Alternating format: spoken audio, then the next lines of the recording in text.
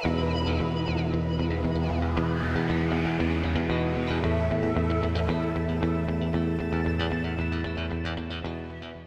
there, and welcome to my end of the year review.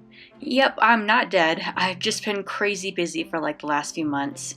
But it's that time of year again, a time where you start to look back and take stock of your achievements. I think you mean ruthlessly judge yourself for all the things you failed to do this year. Well, that's one way you could look at it. But regardless, I just thought this would be a fun idea for a video. I actually had to think about this for a bit. Like, what was I even doing in January?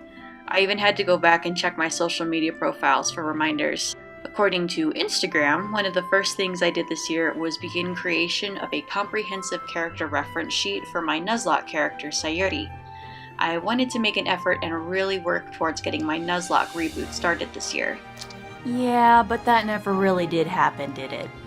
Well, at least I'm in better shape than I was in 2017 when I had nothing. I even got around to working on a height chart for all the characters that will appear in the comic and some rough thumbnails of how I wanted the new intro to go down. Some progress is better than no progress. Whatever you say. Anyway, so that's how the year started. Then February came around and passed pretty quick with only a few small things here and there getting done. The Olympics were fun to watch though. Once March came around though, I started kicking things into high gear. I had Denver Comic Con to prepare for, and I also decided to start a YouTube channel. Don't you mean 2 YouTube channels? What even happened to that ASMR channel of yours? Oops. I guess I just sort of forgot about that after I started my day job in August. I should really post something there. But I'm not on that month yet. March was the month I got a lot of those draw every Pokemon illustrations done. I also did some needle felting projects and started building up inventory for DCC. I even managed to squeeze a couple YouTube videos in there as well.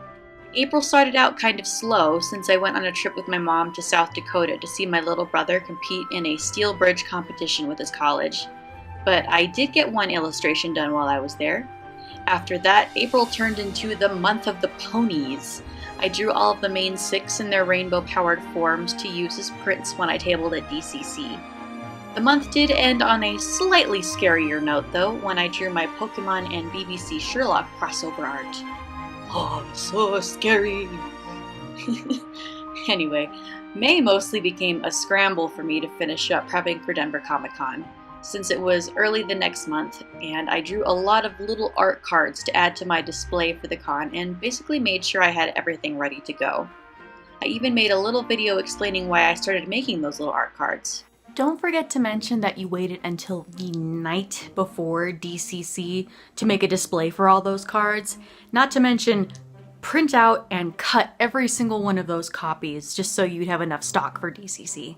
Okay, that wasn't the smartest thing I did this year, but it really did help round out my table display and my products at DCC. June was definitely my favorite month this year, regardless of any extra stress I put on myself. Once July rolled around though, things did become very stressful in the life department.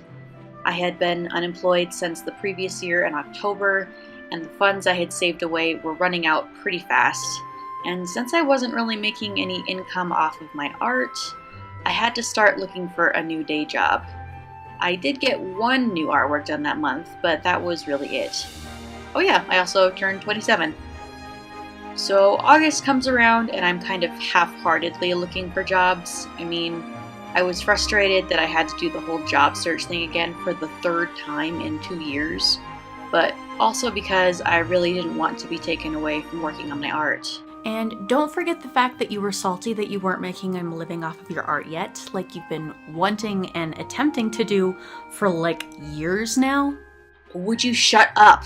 There was a lot working against me achieving that. Most of it being self-inflicted, but I've learned from my mistakes and I've got a plan to do better now. Alright, so when exactly are you going to implement this plan? I mean, since starting your new job in August, you barely had any time to work on any projects, let alone the super generous commissions that you got from a friend, or the 2 you got from a coworker.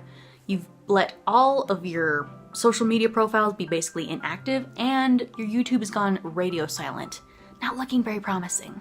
I know all I've basically been doing since September has been working, besides the odd Twitch stream here and there, but I really do have a plan to get back into making art. It's just going to take a little while to implement it. Besides being an end-of-year review, this video is also kind of a way to explain why I've been gone and how badly I want to get back to doing what I love and what I actually enjoy doing. It's been hard trying to balance working and drawing when my job demands a lot from me on a day-to-day basis. We're short-staffed, so all of us work there a lot to make up for the lack of people, so we're always busy. There's really no time to think working there. You just gotta do. We are looking for new people to help out, but until then, I've got close to a 40-hour work week every week, even though I'm only a part-time employee. It's also hard when my days off roll around to not just spend all day vegging out. I've been trying to reserve one day a week to stream some art on Twitch, but even that has been difficult to keep up with. I've got my own problems to deal with too. I take medication and I see a therapist regularly to talk about these things, and also keep my rather self-sabotaging mind in check. Guilty as charged. But I am slowly getting better. I can definitely see a major improvement from when I was still in college to now, but I'm still a work in progress, and no matter how much progress I have made, I still get frustrated over the fact that I'm not getting things done fast enough, or that I'm not getting stuff done, period. I just have to keep reminding myself that progress is progress, no matter how small. So while you may not see a lot on the surface of things I am doing to get more art done, or get more YouTube videos filmed, or applying to more conventions, just know that I am working towards it. I would like to build up a backlog of illustrations and stuff so I can begin posting more consistently. I also intend for my current day job to be my last day job before I set out on my own to be a full-time independent artist. I don't relish the idea of having to stay in it for years to come, but I also don't want to quit this one and then find again that I'm still not able to make it as an artist yet. So until I have proof that I can make it, I will stay where I am, working for a paycheck during the day and pursuing my ultimate goal at night, albeit slowly but surely.